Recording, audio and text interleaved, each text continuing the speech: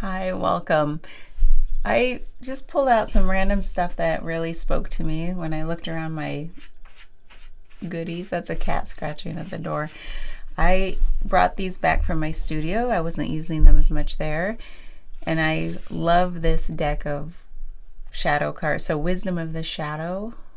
It's like, let's do some shadow work today. And these are cards I made, just words I put on index cards. And then these are cards that came with some game, and they're just like giving us more context maybe. And then the Animal Spirit by the Wild Unknown Animal Spirit by Kim Kranz that I just got and I haven't used much. So let's get started. Thank you for being here. It is a day of rest. Still in PJs. And I'm in my very, I just spilled water too, very disheveled theater t-shirt from when I worked in a small community theater. And it's from the fall of 2018, one of my favorite plays we did, Night Mother. Oh, so many feelings, so many emotions. I love it. Plus, it's my favorite sleeping t-shirt. Do you have one of those? It brings so much comfort on this snowed in weekend. All right, let's see. Before we start, I'm not going to say it, but when I first started and I was just sort of like coming into a little peace and quiet before the reading that I like to do, some words came to me, but I'm only going to say them if they're relevant. And I know that sounds cheesy because it's like, well, you could say anything to make it relevant, but you know, I'll be honest. Okay. Shame. Oh. Talk about to pull, sorry, I have my phone on, to pull out a card that just, this is underneath so much of our shadow, isn't it? Let me turn here. I'm going to pause and turn down my sounds. Thanks. I usually leave all the sounds off, but since both parents are kind of in critical conditions, too long of a story to go into, I have my ringer on. I don't need my texts and stuff on. That's not, I told people, emergency, call me. Okay, so that's what we have. Shame. And we'll read that here shortly, what the book has to say about that. Well, I hope you're ready to go deep into all the feels. Shame is multi-layered. It's like one of those deepest shadows that tends to bubble up and influence so much of our behavior, our thinking, our dysfunctions, the way we love or not love. Whew. Okay, what else do we have? Metamorphosis. What I like about this is like there's like how are we going to transmute that energy of shame? Okay, so that's what I feel about that. That's the question that's coming up with that word metamorphosis. Because shame, we could go in a million directions. But something here is like, well, yeah, we all have it, but it's the real journey is how we transmute that energy. Meaning, how do we work with it? What can we learn from it? How can it inform who we are today and where we're going? Transmute. Let's get a few of these words. I haven't used these in a while, so I'm a little nervous about what's going to come out, if it's even relevant. We'll see. Crushed. Oh, shame can make us feel that way. Slippery. It is, isn't it? It has a way of morphing.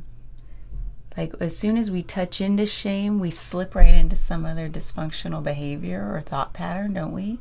Because we don't want to linger there so long. It's so slippery. I don't know about soapy. I wonder if they... Oh, you know what it makes me think of? It's like if we can stay with it, how cleansing. It's 11:11. How cleansing it can be to actually go through that metamorphosis. It's like, it's so cleansing, So I'm going to say cleansing for the word soapy. And then let's get an animal spirit card. I think I've only ever pulled one of these. So, and then I'm going to have to push pause because to find the right page in the book to read, it would take a lifetime. So I don't want you to have to watch me stumble with that. These are still a little sticky. Let's break them up. Okay. Animal spirit. What animal spirit? Spider! You guys, I've been thinking a lot about spiders lately. Oh, interesting. Okay. What I'm gonna do is push pause, and then I'll come back with the right page, and we'll start by reading this and this, and then we'll pull some cards. Okay, BRB. Okay, are you ready? From Wisdom of the Shadow, let's read about shame. Okay. The hideout. Ooh, interesting. I shine the light of liberation and acceptance into my hidden corners. I am not alone. I am worthy of love as I am. Hiding out in the shadow of shame, not able to be seen or found, the smaller I crouch, the more I can hide, and the more isolated I become, detached from self and truth, buried deep down, disconnected, holding a flame of desire. It is almost certain that at some point in our lives we have felt ashamed or will feel shamed, humiliated, embarrassed, wronged, or made to feel like a fool simply for being ourselves or sharing our truth. Feeling shamed is so powerful because it is tied to one of our fundamental desires as humans, belonging. Shame can bring along feelings of not being worthy of love and acceptance and fear of being outcast. To avoid feeling shamed, one might hide, reject, change who they are, lie about what they feel or have done, isolate themselves, or put on a false image to save face. Unfortunately, shame grows in isolation. Shame is one of those spiraling energies. When we feel shame, we hide. When we hide, we feel like we've done something wrong, so we hide more. We feel isolated, which makes us feel more unworthy of love and understanding. Then we don't share what feels difficult, so we don't hear others talking about it. On and on we spiral. Oh. Like the shame spiral is a phrase for a reason. Consider courageous sharing / vulnerability as an antidote to shame. When shame is shared in a safe space and held without judgment, it has nowhere to hide and it loses power. Think about any bits of shame you keep hidden. Feel how to create safer spaces for your shame to be shared and held. So here's some contemplations it gives us. What do I feel shameful about that spirals within me? That slipperiness that's like spirals to the next thing. How can I share my shame so it no longer can hide? How do I shame others? And in parentheses it says creates a shame spiral for self. Ritual. Gather a flashlight and head to a safe, quiet space. Shame likes to stay silent and hidden, kind of like spiders, right? Am I right? And I thought about that. Shame grows in isolation, and like the spider is literally creating a web of connection. I don't know if that'll come up with the reading, but that's what it made me think of. Sharing it, so shame likes to stay silent and hidden. Sharing it and seeing it can help some of its timidity fall away. On your own or with trusted friends, speak your shame. Name it and speak it. Set a timer for 3 minutes. Close your eyes so shame can feel a little safer, and speak free flow, raw and real, telling your story by speaking, I feel shame around ... Then hold the flashlight up to a part of your body where you feel the shame hiding and say, I see you. You are still worthy of love. I am here. Breathe into the shame. Watch it feel relieved by being seen. Oh, all the chills. That works, talking to that part that feels the shame. It wants to be seen, doesn't it? And accepted for what it is. And I still feel everything. Shame too. comes from something protecting part of us that didn't get what it needed when it needed it. So it's a layer of protection. It's like, yeah, so that's a good one. Okay, so it's all about shame and how we transmute it when we feel crushed and it's so slippery. And how do we come to a place of feeling cleansed? It's like by looking directly at it and speaking tenderly to it. Spider, creator of prosperity through life's work, Dharma. The spider is an ingenious creator. Its greatest gift is weaving the thread of Dharma into a vast, intricate web that supports the spider and those around it, both financially and spiritually. It is hard work, but the spider neither tires nor becomes impatient. This card reminds us creativity is everywhere. Be process-oriented rather than results-oriented, and soon your work, it says work in parentheses, becomes like the weaving of a magical, priceless tapestry. Abundance follows. When in balance, it's appreciative, enthusiastic, prosperous. When out of balance, we are discouraged, tired, forlorn. To bring into balance, playful creativity. I like that because the process-oriented means I am in the here and now. I'm not worrying about tomorrow or what something's supposed to look like, where I'm supposed to be, where I'm going. That takes me to that, to tie it back to shame. It's more like being, like allowing this to exist instead of pushing it away. Because when we push it away, that's the spiral. So this says be process oriented, meaning play, be playful, look at it, talk to it, personify it. It's like anything but the way we're treating it now, which is avoidance, suppression, denial, all those things. So I like that a lot.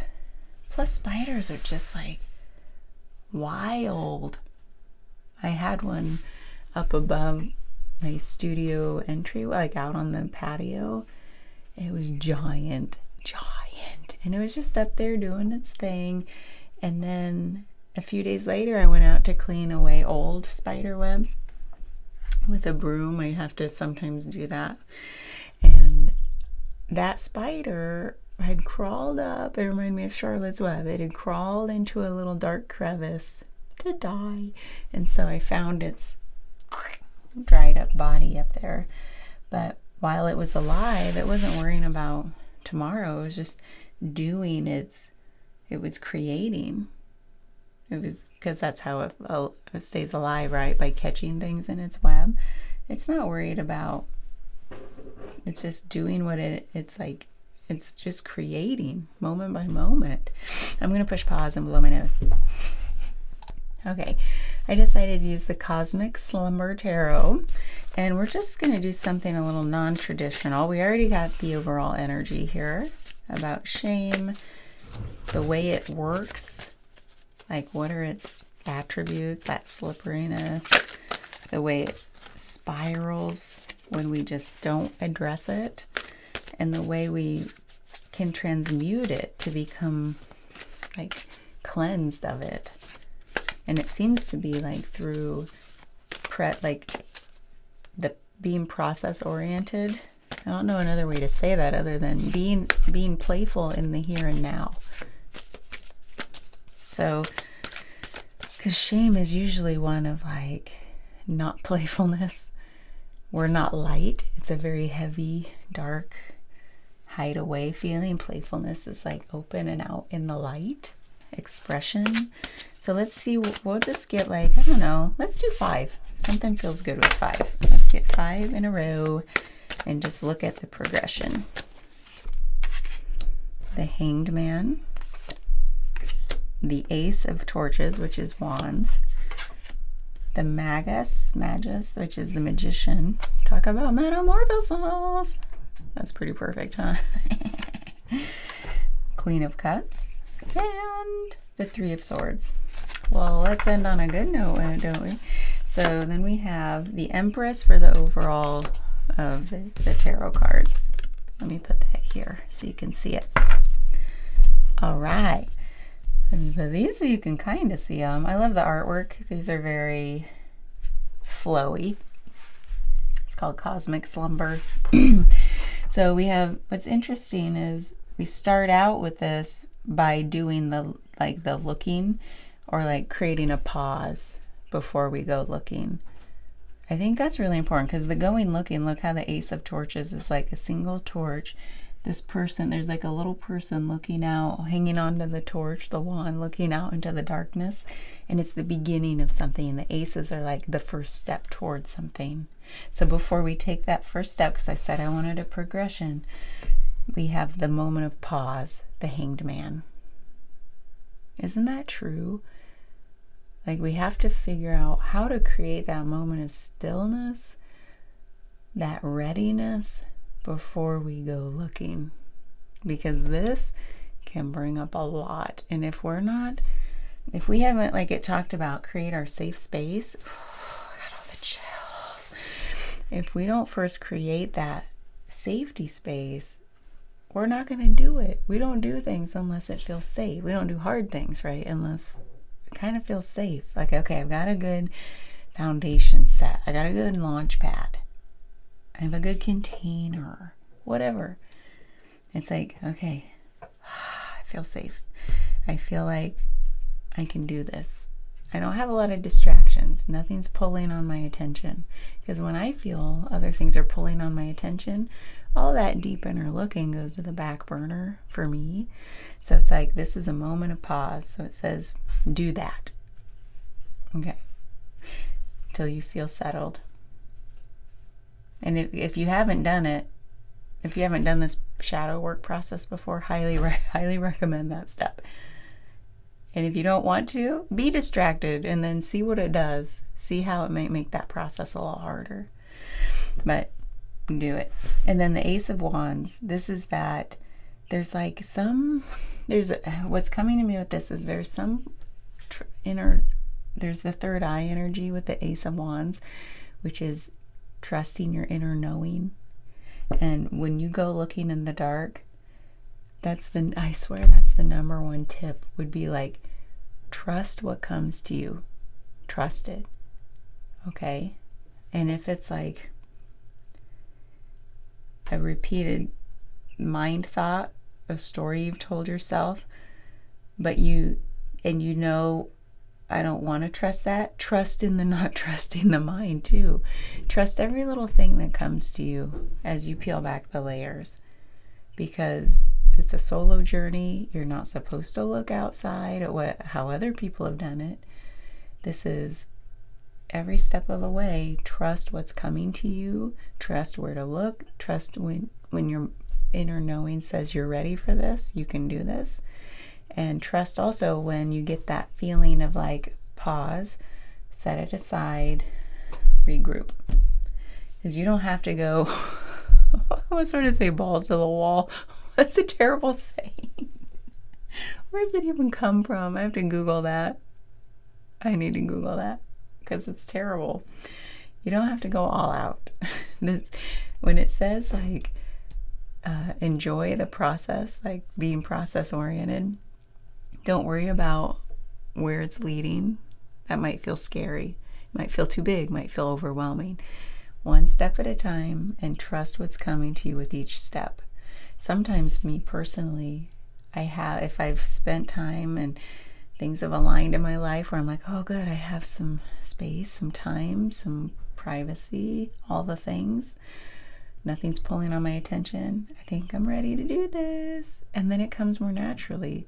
And then I've had to trust when I've done some amount and I'm like, this feels like a good stopping point. I know I'm not done. Feels like a good time to pause again. And over time, I trust that process. Because this stuff's in there for how many years it took to build up. There's no need to go painfully ripping off band-aids. It's okay to like moisturize them first and gently peel them back so your skin doesn't tear, right? My analogies are silly. Then we have the Magician. The Magician is all about metamorphosis. I think what's coming to me with this is how the magician has all the tools. He has the wand, he has the pentacle, the earth energy. Wands are fire energy. He has the cup, water energy. And he has the sword, which is mind energy. And he knows just when to use each tool for the best outcome. So there are times like through this process of like looking in the dark and addressing shame, like going into like the past where the first time this feeling of shame presented itself, or when did someone else shame you for something, or you know your story. When you go back there, it's like, and you're trusting what comes, like, do I need to apply earth energy, meaning, oh man, this feels, my mind is spinning, this feels like a lot, it feels like overwhelm. Where can I apply grounding energy to settle that? Do I need to sit and pause and breathe for a moment? Do I need to do a little meditation? Do I need to take a walk in nature? Okay, and then what might I want to apply mind energy, right? The air energy of swords, where it's like open and spacious and things might move quickly in winds and gusts of wind. So like, where is something feeling maybe too heavy and stuck, and I actually might need to noodle on it a bit and maybe think logically and practically. Where do things feel like so emotional, I can't maybe apply more emotion to that? I might need some other energy. Well, let me think critically here. Is that really true? That, every time I think of something, I get depressed. Where might I need to actually think my way out of that spinning? So there's like fire energy, which is like, it's like, it can be fast, it can burn things up. It's very inspiring, it's very spiritual, right? The wands. So how might that help where if I feel a little too grounded and like I could sit here forever, I don't need to go forward. But fire, like when we say light a fire under it, where might I get inspired, like curiosity to go further? I can use that tool. Okay, and then there's cups, water, which is like free flowing. It's very heart centered. And this is a big one. I feel like that's the big one for shame, and that's where we're going with the Queen of Cups, because yeah, that must be the number one tool probably to apply when we're doing shame shadow work, is tenderness, speaking with loving language to ourselves. And even the book talked about this, didn't it? It's like, you are loved, you are seen, you are cared for, you did nothing wrong. All of that is heart-based language, right? It's love and connection. It's drawing something out of the dark to the light by saying, it's okay, you didn't do anything wrong, there's no judgment here. And so when we move it, so anyway, the magician, the way they can transmute energy is by applying the right tool at the right time. And it might, what usually I like to think about is those, when I gave some examples, not great examples, but of like different energy. So if I'm feeling one way, what other energy can I apply that might be the opposite energy to like shake loose the heaviness or the airiness, right? Or am I too emotional and free-flowing? Where might I need earth energy to contain that and still the waters? So do I need to go out in nature, connect with the air, connect with the ground? So anyway, the number one energy seems to be called for is water, cups, emotion, love, empathy, compassion. That's a big one. Because queens are water, cups are water. This is like, hello, all the water here, please, for shame. Because shame, we just feel so bad for whatever reason it is in your life. But tenderness, I love that word. because love is a loaded word, right? We all have our ideas of love. So tenderness is the flavor of love that seems to help shame quite a bit, because tenderness has an understanding quality to it, doesn't it? Because tenderness, we think about like small children or the elderly, and it's like there's no reason for them to feel upset. There's no reason for it. We don't like them to take blame upon themselves, right? Or shame. So it's like there's an understanding quality. It's like, honey, you can do no harm, you can do no wrong. I'm just here to love and support you. And that's the type of tenderness / understanding that feels really relevant to working with shame, to release, to transmute that energy. So then we have the Three of Swords right here at the end, which is really interesting, because the Three of Swords is like this feeling of heartache, or actually it's like, to get more specific, because it's sword energy, and it's the way the mind has a way of weighing on the heart. And so I think what this being at the end of the progression is like, that's really what we're transmuting, is we're going to stop the mind from doing the shaming. The mind is what shames, isn't it? The ego comes in and says, there's a problem here. You should feel bad about it. But by applying all love energy, it loosens the mind's ability to keep doing that, to keep spiraling that slipperiness. So this Three of Swords is about, usually threes are about connection and harmony. Back to the spider, about creating those connections with the way it weaves its web.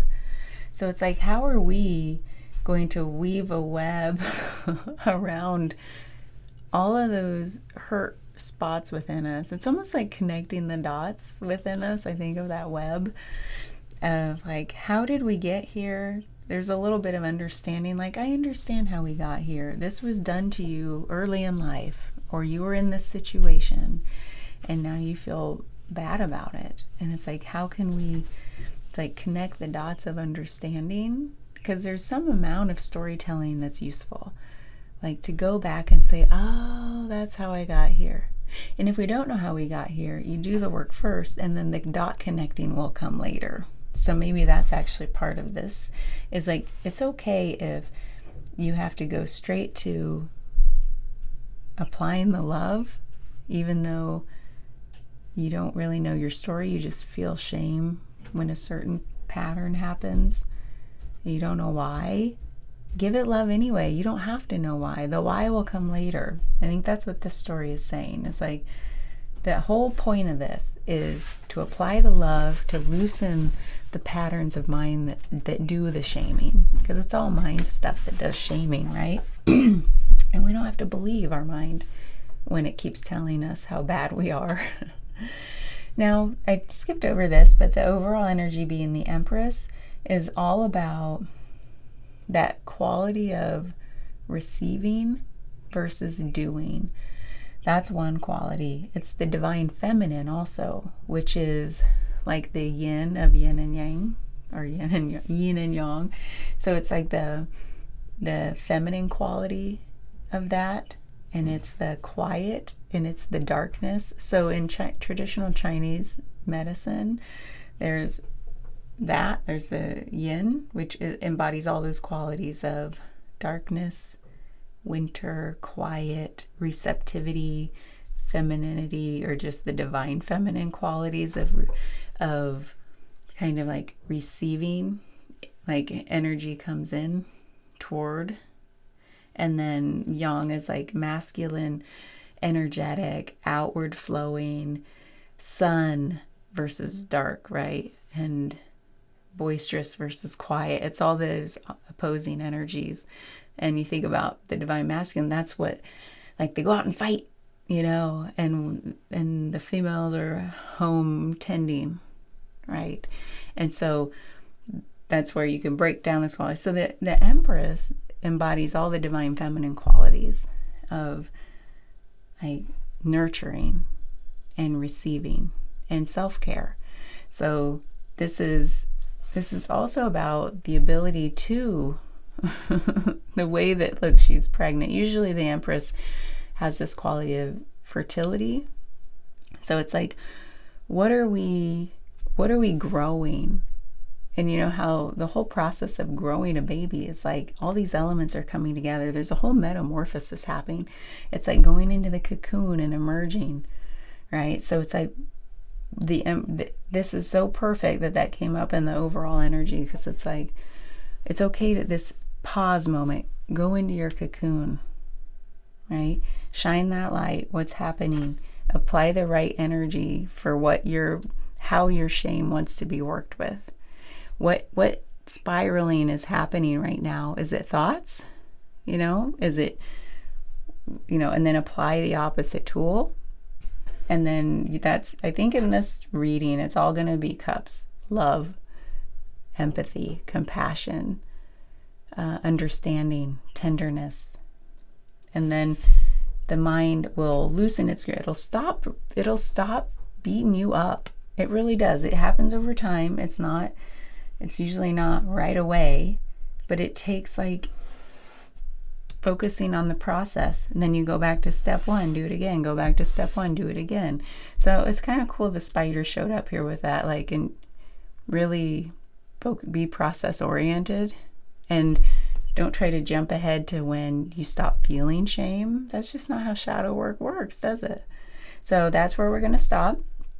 Thank you for being here. Let me know if you have questions or want a one-on-one reading, and I will see you next time. Bye.